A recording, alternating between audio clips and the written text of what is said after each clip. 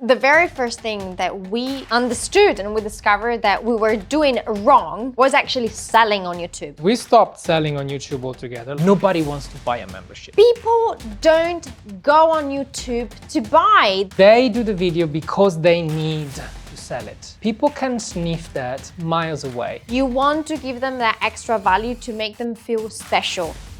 If you're using your YouTube channel to grow your community, but yes, you also want to sell your product or services, and it's not happening for you right now, it might be because you are doing the same mistakes we made when we started our YouTube channel. So in this video, I want to fix the way you promote your stuff on your YouTube channel and explain exactly the right way to do it. I'm gonna start. Do you remember we created the YouTube channel because you had this amazing idea? Let's do a YouTube channel to see what happens because you're an amazing teacher, dancer, ballerina, whatever. Let's do this thing at home. I said, YouTube channel? Silliest thing ever. Most stupid idea ever. But we started it, right? We created this YouTube channel. But then there was one point in our life that we said, okay, we cannot survive with only a YouTube channel, right? Why? Because we didn't make any money with it. Even though I thought after a year of publishing, YouTube would give us some money. Yeah, they gave us some money, like some pennies. Still money, I guess. So what was your next idea? We said, we need to sell. The thing is, we got contacted by Vimeo. They acquired a company that was creating hosting for videos. They had everything packaged up for you to sell your videos. They told us, guys, what you do on YouTube is great. Why don't you sell it? That's a great idea. Great. So we said yes, and we started creating video on top of the weekly video we were doing for the channel. We started creating videos for the membership, which were completely exclusive. They had to be packaged up in a certain way and all of the things that I'm not gonna go into. But so then we had this 6 product. months later, we were ready to launch the membership, which was something silly cheap, $11 a month. For a whole new library of videos, workout plans, the best tips you could give to any adult dancer that wanted to improve their technique, all of that. So how did we launch it? We had no idea. Literally, we just went, well, we've got, how many people did we have? I think we had more than 10,000 subscribers on our channel. And then we thought, if 1% of them buy, we'll be done. That was it. So we said, okay, we've got all these people following us. Everyone is 10,000 people. Great. So I'm just gonna do another video, right? And just go at the end of the video, say, oh guys, we've got the membership. It's open. Bye. That was it. That was our launch. That's what we were trying to do. Don't do that. Don't do that. But the funny thing is that every single video that we did, we kept on repeating, there is a membership, there is a membership, there is a membership. I think in a few months, we gained not even 50 people in the membership that were actually paying $10, $11 a month. So after months and months and months of struggle, I thought to myself, this is not working. There must be a better way. We are content creators and we also have paid products. It might be coaching, it might be courses, a membership. What can we suggest them they do? What worked for us? How do you sell on YouTube in the first place? So the funny thing is, the very first thing that we understood and we discovered that we were doing wrong was actually selling on YouTube, right? So the very first thing we said is like, okay, there is this course or there is this membership and there is this thing that we want to do. People don't go on YouTube to buy. They feel repelled by you selling them something on YouTube. People don't want to buy unless they're ready to buy. I think halfway through the whole process, we came out with a very specific framework on how to actually understand what to do on YouTube, which is definitely not selling. Because we stopped selling on YouTube altogether. Like we stopped sending people to buy a membership. Nobody wants to buy a membership. Nobody wants to commit.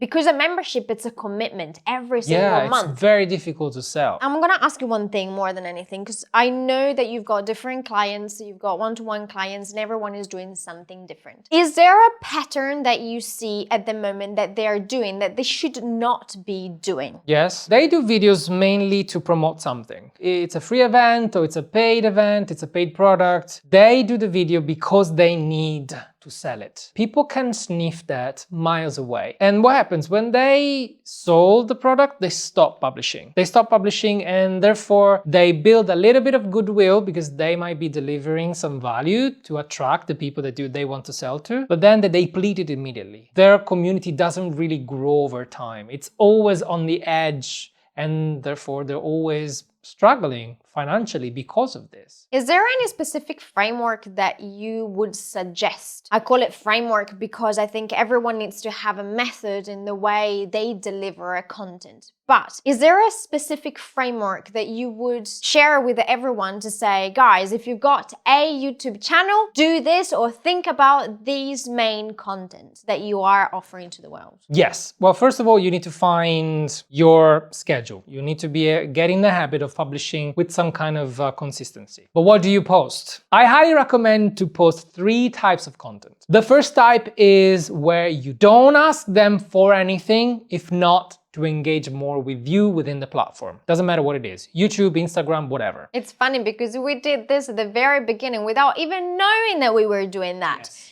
Before we even thought about selling, I call it selling or giving something more on YouTube. We were just creating content, creating because I wanted to share with the world. So I just said, I'm gonna do the class and I'm gonna do the floor bar and I'm gonna do everything. So I just gave out because I wanted to. And I think the only thing I asked people to do was after a little bit of time, either at the end of the video or halfway through the video, was to leave me a comment for an engagement, right?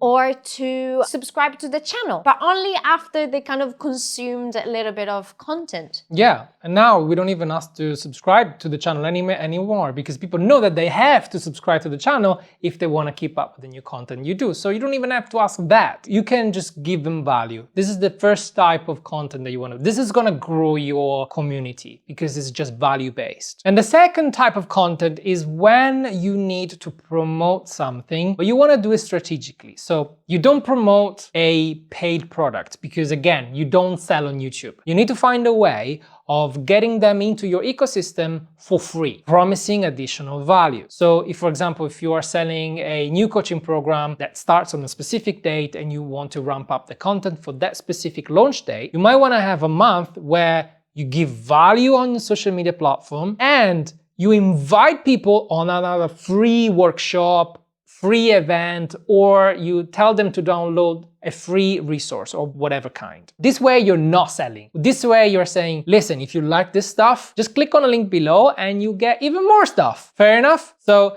you're not selling and they will thank you for the resource that you're giving. Of course, assuming they're a good resource. Don't try and give them rubbish. They won't like it. Never give them rubbish, I think, is the worst thing that you can do to someone. It's almost like I'm giving you a wilted bunch of flowers and you go, well, it's a bunch of flowers, right? No, you want to give them that extra value to make them feel special. The whole point of inviting people to something exclusive that they will make time to come into your event because you've invited them and there is an RSPV in there. You want to make them feel special in there. That is the whole point. You know, sometimes when YouTube starts growing, they might feel a little bit left by themselves or alone or amongst a lot of people. But the moment that you invite them into a specific event, it becomes like a little hub of like-minded people that have decided to dedicate that time to that event. It must be special. We can get into the details on how to organize free events. Maybe that's a topic for another video. But if it's something that you would like to know, yeah, let us know in the comments. Let us know in the comment. You know, see, we're that's here. how you do it.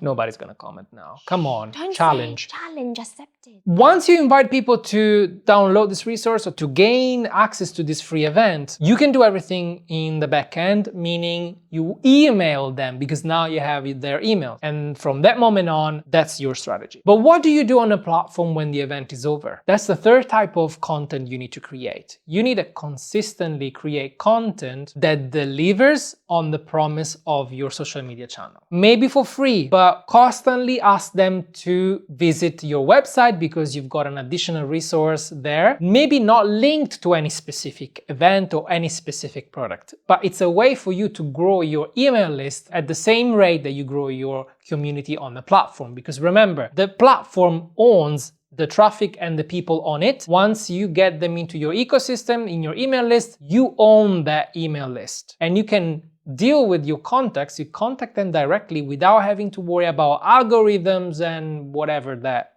means. So yes, promote, but give free stuff, free access to free events. And then when you don't have any events to promote, just give additional value on your website and ask them for name and email. That is the best way to interact with your community, and you never ask for anything. If people are not ready to buy, they're not gonna buy, they're gonna get your free resource until one day they say, this person gave me so much, I completely trust it. If I need a guidance on this specific topic, I know who to go to. And that's the moment that you get a sale, assuming you are offering something in exchange for money at some point, because you have to do it. Interesting thing, for example, when you say about the downloadable, some people just go, but what do I make them download? It's something very interesting. Personally, I tried to help them even further. So let's say it is a PDF, for example, that complements what is on the channel, what they find on the channel, that gives them a path. Or a quiz. Or a quiz, or anything that could help them out for the path they have decided to embark themselves on. Whatever it is, obviously, if you're talking about cakes, don't give them something to download about business. That is something very silly. But it needs to complement what you're doing and what you're trying to deliver. It's very important. And speaking of delivering and giving you extra help, there is a masterclass that we are about to do on the 2nd of February. Tell them what it is.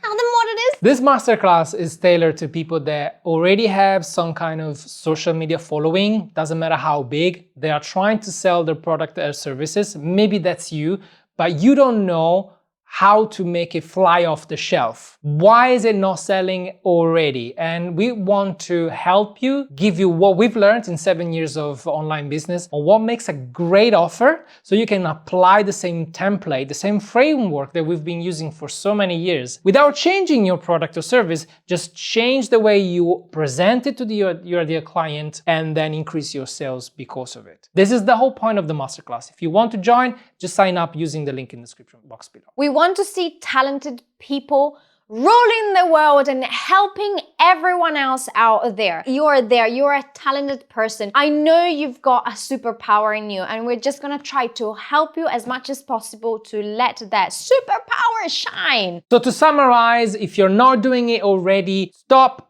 asking people to do everything you want them to do. Buy your stuff, subscribe, like, comment. Buy the book thing. The first 30 seconds of your video. Stop doing that. Just think about helping them, give them value without any call to action. How refreshing is that? Second, whenever is the right time, every now and then, ask them if they want an additional resource that you can host on your website. This way you grow your list and you can get in touch with your audience much more easily. Do that consistently. Don't stop when you've got a promotion, because people will just forget about you. And the point of being visible is constantly giving value out. This will pay you tenfold on a long term, so never forget. But what if you don't feel natural in front of a camera? I didn't at the beginning, but there is a specific way that you can just completely eliminate this fear. Show up as yourself on your videos instead of looking awkward or feeling self-conscious. How do I know it? Because I've asked my wife Alessia, and she explains her process in this video right here. Watch it and become way more natural in your videos. This is rolling. This is rolling. And Brum brum Porsche. Stop the power! No, I wanted to do like a little bit of a Wonder Woman. It came out like a Pokemon more than anything else.